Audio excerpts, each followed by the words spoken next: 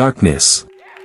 The sound of distant cheers, a voice crackling through a microphone, words blurred in the thick summer air. A name is called. Applause erupts. A mother pulls her son into an embrace, her eyes glistening, her hands gripping his shoulders as if trying to freeze the moment in time. A camera phone captures the scene, just another proud family, just another milestone. Then, gunfire. 3 shots.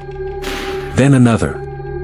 The screams come next, shrill and fractured. People scatter, bodies knocking against chairs, heels slipping on polished floors. The video, still recording, tilts wildly before slamming into the ground. A final image, grainy, distorted, a woman collapsed, arms still outstretched. A boy crumpled beside her, motionless. The frame lingers. The world outside that moment moves forward. But in this frozen second, everything has already ended. A 911 call crackles through the silence. Oh my God, somebody just shot them, she's not moving, he's not breathing, please hurry. Where are you? Are they still there? I don't know. He just walked away like he knew no one would stop him. The call cuts. This wasn't a robbery. This wasn't a case of being in the wrong place at the wrong time. It wasn't random. A mother and son, gunned down in plain sight, on a day meant to mark the beginning of a new chapter. A day that should have been about celebration. Instead, it became something else entirely. A reckoning. A mother and her son. 2 lives bound by love, ambition, and the quiet sacrifices only a parent truly understands. She was a nurse, the kind who never turned away a patient, even when her shift had long ended. The kind who kept snacks in her bag for patients' children, who worked doubles to make sure her own son had every opportunity she never did. He was a dreamer. The kind of kid teachers remembered long after he left their classrooms. Sharp mind, sharp wit. Already holding an acceptance letter to a college his mother could barely afford, but she promised they'd find a way. They always did. They were supposed to be celebrating. Instead, they became the headline no one saw coming. A warm California evening. The kind where the air hums with laughter, where families linger after the ceremony, capturing the moment before life sweeps their children into the next chapter. The last photo taken of them shows the mother smiling, her hands resting on her son's shoulders. He's mid-laugh, half-turned toward a friend calling his name. And then, gunshots.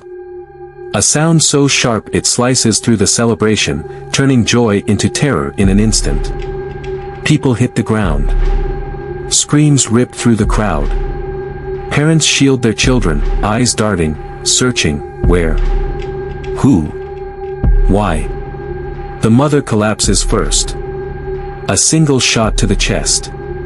Her arms reach for her son, but he's already falling beside her.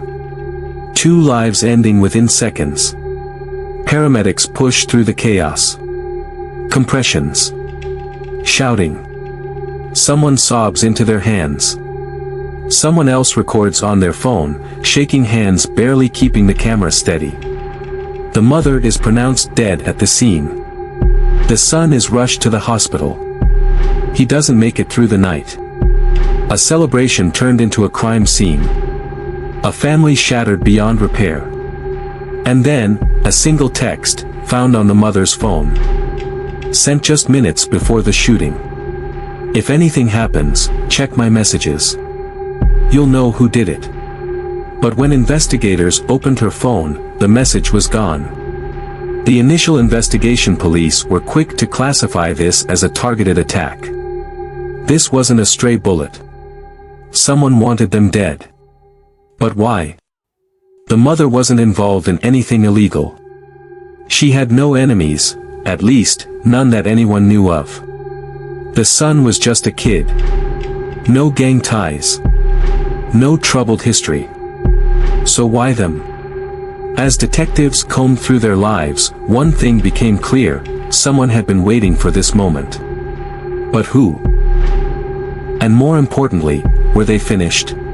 The first suspects. When detectives started pulling at the threads of this case, the first name that surfaced wasn't surprising. The ex-husband. The boy's father. He and the mother had been divorced for years. On paper, it was amicable. In reality, far from it. Their relationship had been fractured, marred by bitter arguments and accusations that never made it into court documents. Resentment had lingered long after the ink dried on their divorce papers. Police brought him in for questioning. His response: "I had nothing to do with it." His face was blank, his voice steady. Too steady. Almost rehearsed. But he had an alibi. Security footage placed him at a gas station miles away when the shots were fired. His credit card records backed it up. Case closed. Not quite. Because when investigators combed through his phone records, they found something off. A deleted call log. Not just one or two calls, an entire section wiped clean in the hours before and after the shooting. The problem? They could still see the timestamps. A call made at 6:42 p.m. Another at 6:57. Both to an unknown number.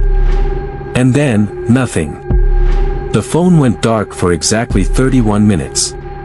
Detectives weren't buying the coincidence. But while they were digging into that, someone else came forward. A former student's warning a classmate of the son, shaken and hesitant, sat across from investigators. He told me he felt like someone was watching him, they admitted. 4 weeks. At first, the son thought he was imagining it. A shadow lingering a second too long. A figure standing just outside his field of vision. But then, the feeling wouldn't go away. The night before his graduation, he had posted something cryptic online. "I don't feel safe anymore. If anything happens to me, just know, I tried to tell someone." The comment barely got any attention. No likes. No replies. But someone had seen it. And now, he was gone. Whatever he knew, whatever he was afraid of, died with him. Or at least, that's what the killer thought. Because deep inside his phone, in a forgotten folder, police found a recording. One he never had the chance to send. And what it revealed changed everything. The investigation had hit a wall. The ex-husband was suspicious, but his alibi checked out. The son's cryptic post hinted at fear, yet there was no clear suspect. Then, the forensic report came in. The trajectory of the bullets wasn't random.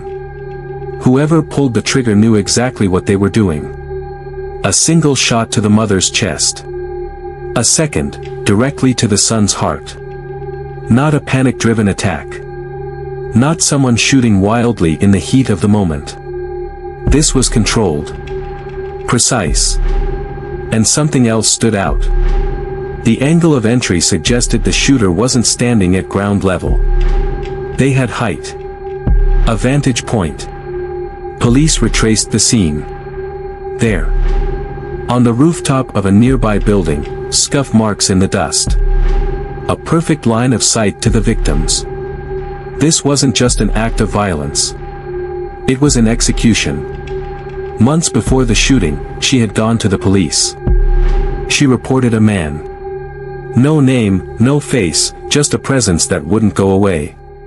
She told them she felt watched. That strange cars were parked outside her job, following her home. And then, the final words in her statement, chilling in their simplicity: "I know he's out there. And I know he wants me dead." But she never told anyone who. A chilling discovery. When investigators searched her home, they found something. A small, leather-bound journal, tucked away in a drawer. Inside, page after page of frantic writing. Desperate thoughts. Fear inked into paper.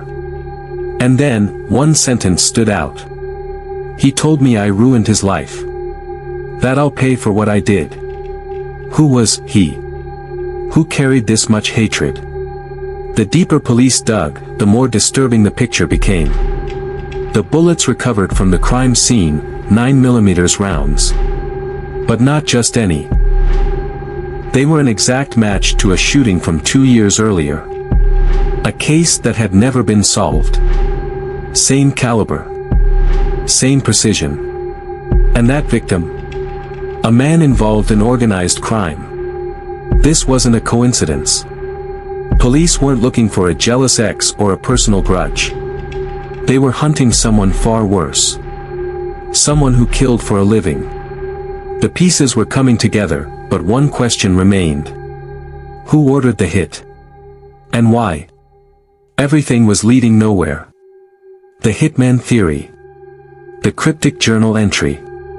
The ex-husband's deleted calls. Too many loose ends. Until surveillance footage surfaces. It wasn't perfect. The quality was grainy, the angles weren't great. But there, on the edge of the crowd, stood a figure. Hood up. Hands in pockets. Watching. Not celebrating. Not taking photos like the others. Just staring.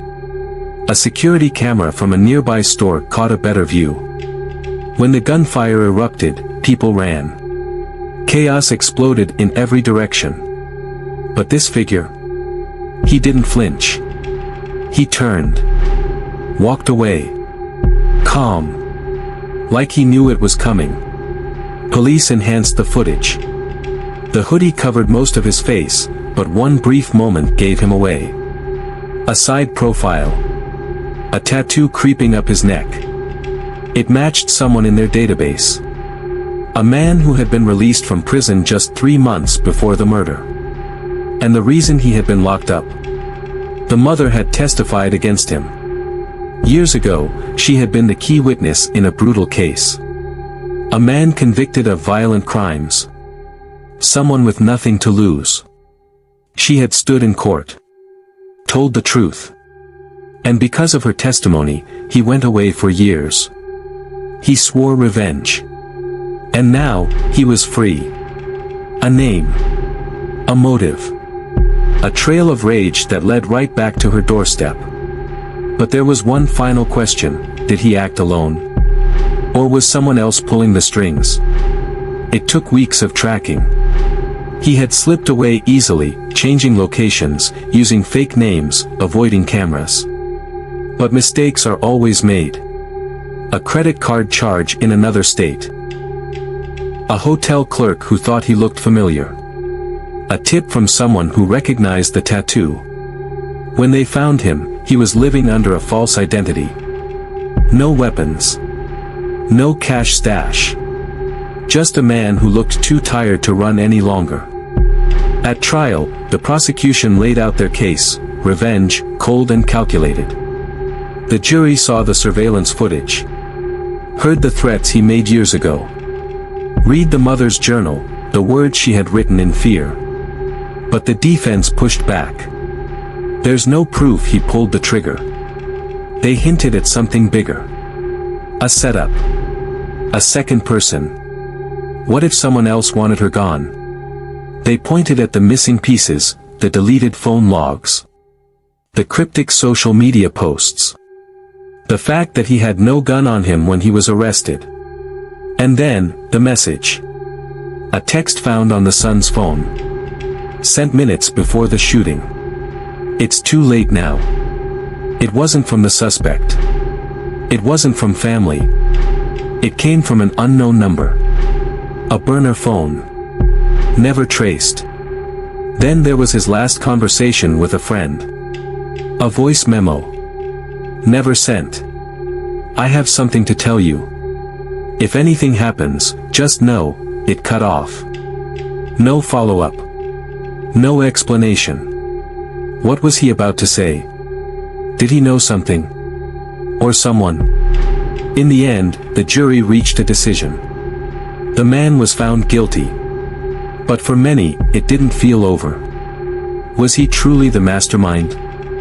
Or had he been used as a distraction, while the real threat remained in the shadows? What do you think? Was justice served? Or is there someone out there, watching, waiting, untouched? Let us know in the comments. Smash like if you enjoyed this, and subscribe so you don't miss what's coming next.